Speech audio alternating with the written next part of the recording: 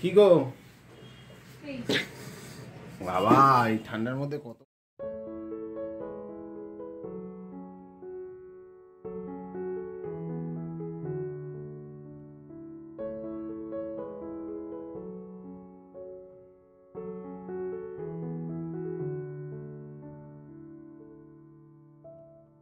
Hello বন্ধুরা, welcome back to my channel. আশা করছি সকলে খুব ভালো আছো।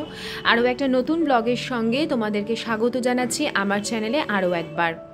আজ বেশ কিছু টিপস অ্যান্ড ট্রিক্স তো থাকছেই সাংসারিক বিভিন্ন বিষয়, যেটা তোমরা ছোট ছোট জিনিসগুলো একটু যদি ভীষণ নিজেকে কুল ডাউন করে অবলম্বন করো, তাতে না তোমাদের মানসিক শান্তি যেমন বজায় থাকবে, সংসারটা করতেও ভালো লাগবে।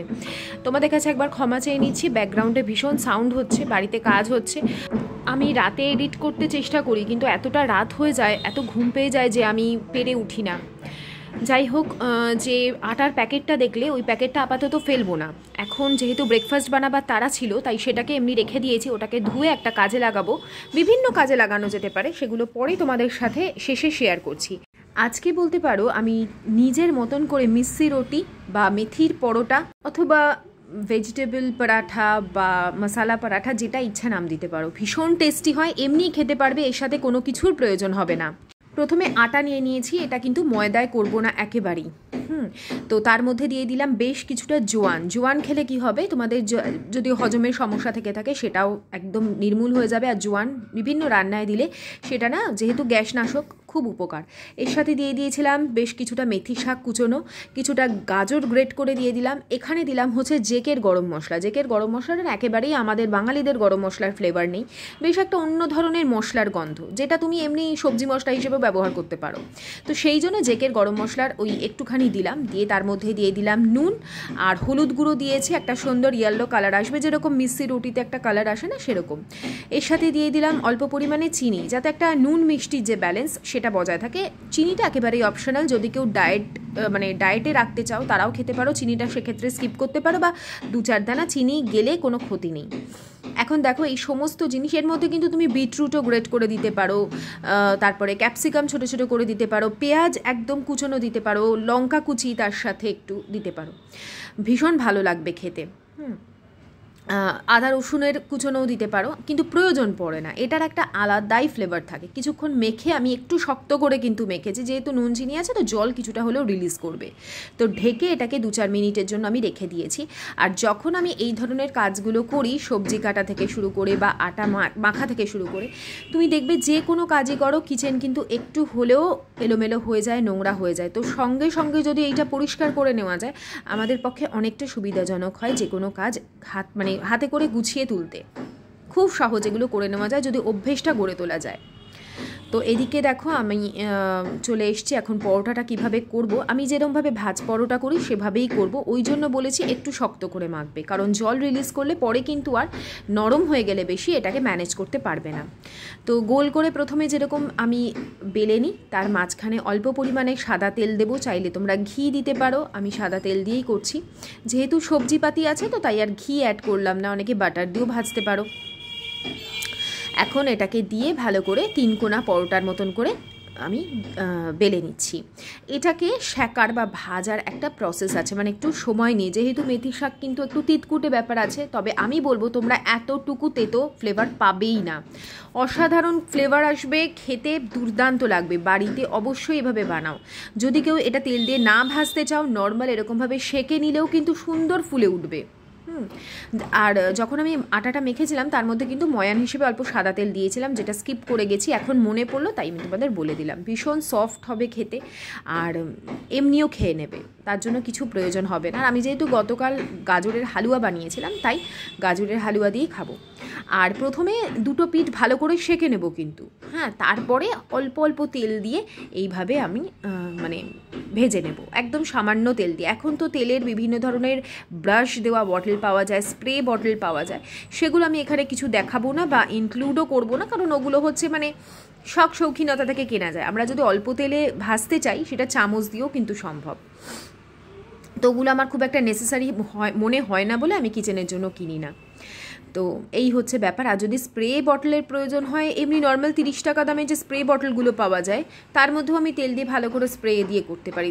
অত দাম দিয়ে 200-250 টাকা দিয়ে আমার স্প্রে বটল কিনবার খুব একটা নেসেসারি বলে মনে হয় না, তাই আমি কিনি না।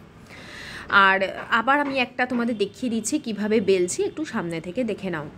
শীতের এই ধরনের খাবারগুলো আমাদের এনার্জি কিন্তু বাড়াতেও খুব সহায়তা করে, তার সাথে না একটা ভালো লাগা তৈরি করে। খুব হাতে গোনা কয়েকটা দিন আমরা শীতকালটা পাই, যেটাকে একদম সব দিক থেকে উপভোগ করে নেওয়া দরকার। সেটা খাওয়া হোক, ঘোরা হোক, বা নতুন কিছু ক্রিয়েট করা হোক, এই শীতকালটুকুই আমাদের হাতে থাকে, যেটা শুধুমুধু শুয়ে বসে সময় নষ্ট করে বা ফালতু সময় নষ্ট না করে নিজেদের কিছু শেখার মধ্যে দিয়ে আমার মনে হয় কাটানোটা বেটার। তো সিম্পল আটার গুঁড়ো দিয়ে এইভাবে আমি বেলে নিয়েছি, আর এটাকে যে সেঁকে নিচ্ছি। আর দেখো এই যে এই ধরনের একটা না খুন্তি কিনে নেবে, এগুলো পরোটা ভাজতে খুব সহায়তা করে। চেপে চেপে অল্প তেলে পরোটা খুব সুন্দর ভাজা যায়, আর পরোটাগুলো সুন্দর চারপাশ থেকে ফুলে ওঠে। দেখবে তোমরা একটা একটা করে দেখতে থাকো। তবে পরোটা টেম্পারেচারটা না সবসময় নির্ভর করে, জানো তো, মানে তুমি লুচিটা যেমন মানে একটা টেম্পারেচার পেলে সুন্দর ফুলে যায়, তো পরোটার ক্ষেত্রেও কিন্তু তাই। প্রথমে হাই ফ্লেমে করতে হয়, তারপরে লো ফ্লেমে করতে হয়। এই বিশেষ করে এই ধরনের জিনিসগুলো, মানে শাক পাতা দিয়ে বা কোনো স্টাফিং পরোটা, তো মানে করতে করতে না বিভিন্ন পরোটা করতে করতে আমি একদম এক্সপার্ট হয়ে গেছি, পরোটা বিশেষজ্ঞ হয়ে গেছি, যে কিভাবে কি করলে সেটা আরও টেস্টি হবে। তো এর সাথে ব্রেকফাস্টে ছিল গাজরের হালুয়া। চলো এরপর ছাদে কি হয়েছে তোমাদের দেখাই। এই বাথরুমের দরজা বেরোচ্ছে এখান থেকে, আর এই হবে বাথরুম এইখানে।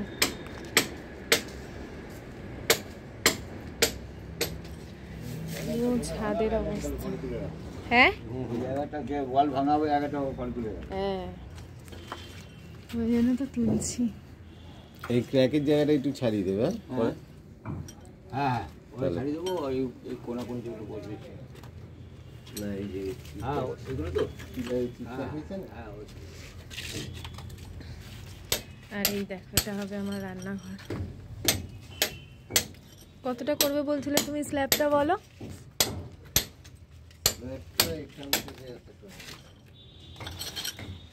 এখান থেকে ওই অবধি ঘুরিয়ে দেবে।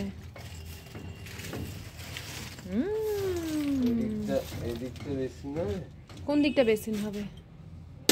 এখানে কিচেনে ধোয়া স্ল্যাব হবে, আর এখানে একটা বেসিন হবে মুখ ধোয়া। এখানে করবে না ওখানটা করবে? মুখ ধোয়ার এখানটা করবে, বাথরুমের সাইডটা, ওদিকটা বাথরুমের দরজা, এইখানটা মুখ ধোয়ার বেসিনটা করে দেবে। আর এদিকে বাসন মাজার বাসন ধোয়ার বেসিনটা হয়ে যাবে। আর দেখো এইদিকে একটা জানলা, আসো তোমাদের দেখিয়ে দিই। এই হচ্ছে, এটা হচ্ছে পূর্ব দিক, ঠিক আছে? যে আলো, যে আমার কিচেনে আলোর যে সমস্যা ছিল, এটা হচ্ছে পূর্ব দিক, এটা পুরো পূর্ব দিক। এখান থেকে সকালবেলা ভোরবেলা সকালে সূর্যটা ওঠাটা দেখতে পাবে। ওই যে ওপর দিয়ে ওই যে মেট্রো স্টেশন মেট্রোর লাইন যাচ্ছে, দেখতে পারা যাচ্ছে কি? আচ্ছা এখানে কেউ ছাদে ওঠে না, এটা একটা স্কুল। আমি বলছিলাম এই জানলাটা একটু বড় করে দিতে, বলছে না করব না। তাহলে কি বলো তো, পুরো এই সাইডটা দেখা যেত। ঠিক আছে ছাড়ো, এটাই যথেষ্ট। ঘরের জানলা তো অনেক বড় হচ্ছে।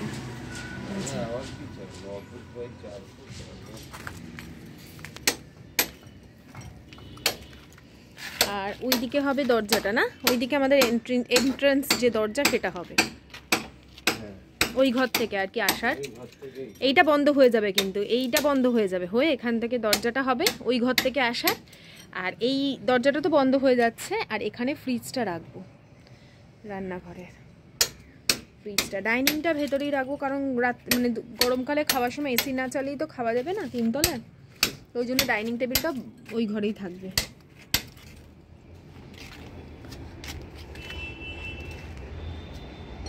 এই আর এই দিকের ঘরটা হবে ডাইনিংটা। এই জানলা থেকে ওই জানলা পুরো, ওই যে বড় জানলাটা দেখছো ওটা পুরো ভেঙে যাবে, এই ওয়ালটা পুরো জানলা থাকবে। আর বিছানায় শুয়ে শুয়ে মেট্রো দেখা যাবে। এই দিকটা পুরো বড়, আর এই যে এই জানলাটা তো বন্ধ হয়ে যাবে, আর এইখান থেকে হবে দরজা। যেখানটা সুইচ দেখছো ওখানটা দরজা হবে। বোঝা গেল?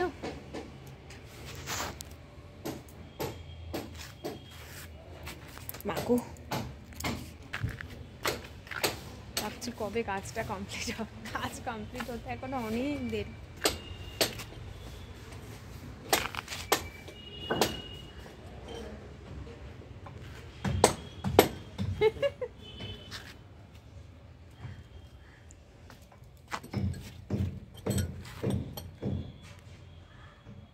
দাঁড়া, আমি দিচ্ছি। ওটা পরে বেরিয়ে না বাবা, ওটা আমার ঘরে পড়ো, ওটা ঢোকো।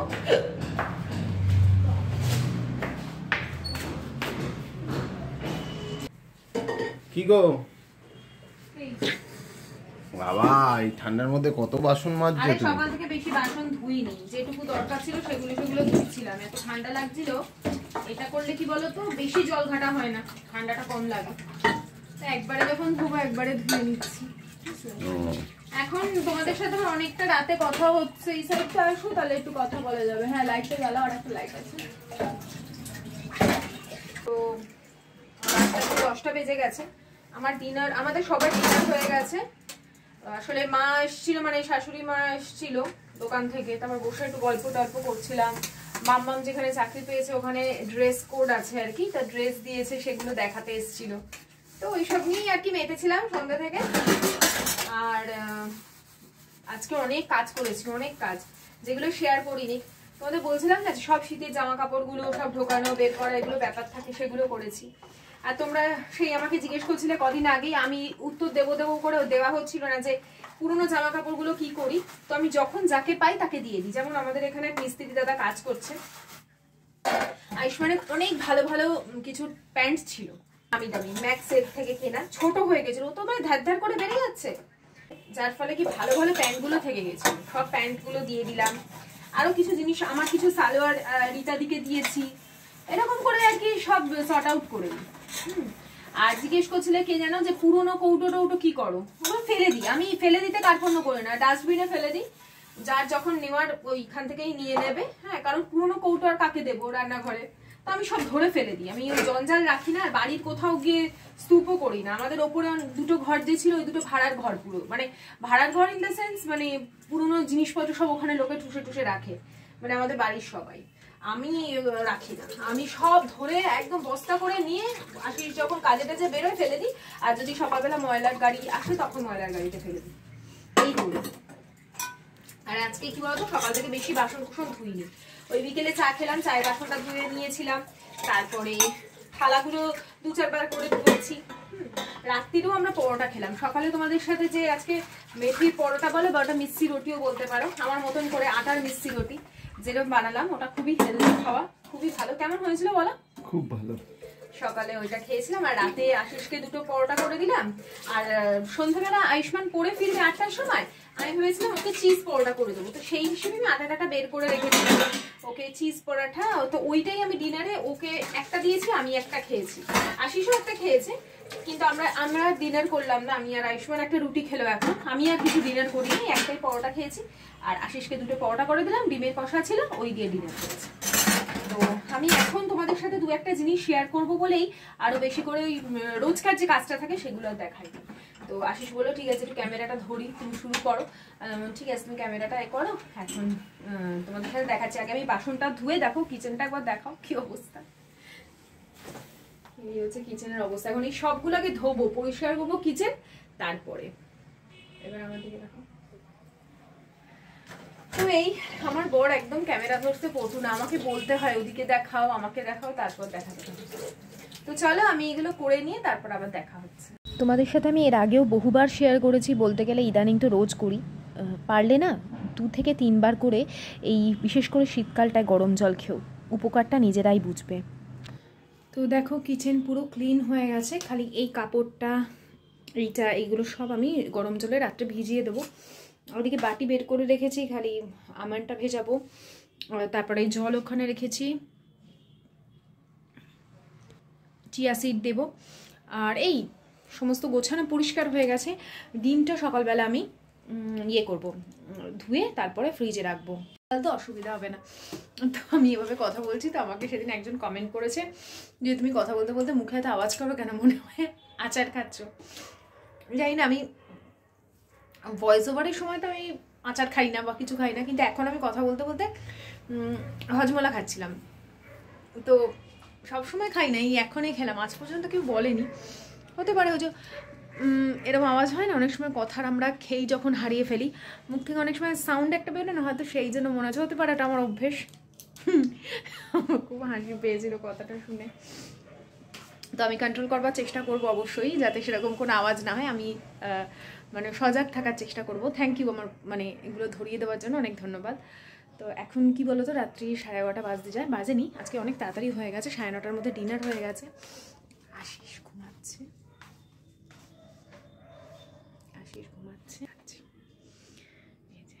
আর আয়ুষ্মান অঙ্ক করছে।